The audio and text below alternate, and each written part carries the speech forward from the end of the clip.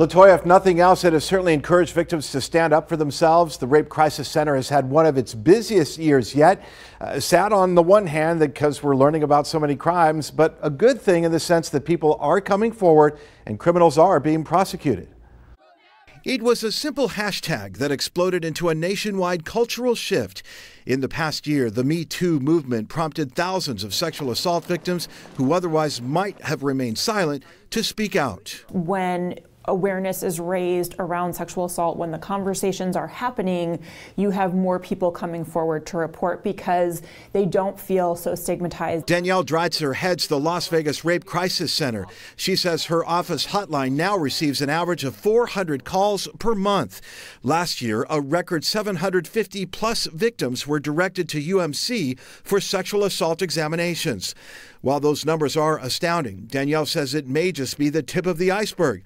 According to the National Sexual Violence Resource Center, 1 in 5 women will be sexually assaulted at some point in their life. How do we get everyone involved as active bystanders to look out for each other's safety? Danielle says prevention and education are now a focus for the center, working with educators, police, even Las Vegas nightclubs.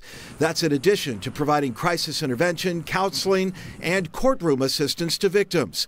Her clientele list is expected to increase even more as recent legislation mandated more than 6,500 rape kits in southern Nevada be reopened for testing. That's kind of been the focus over the last couple of years, is to get all the kits physically to the lab to be tested, to start to get those results back. Then the next step is kind of that investigation process. A daunting task, as is helping to create that cultural shift, a shift away from behavior she says should no longer be tolerated.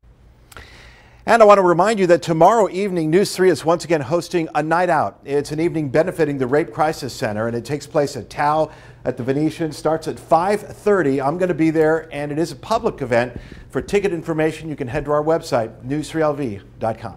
You will be there as you have been every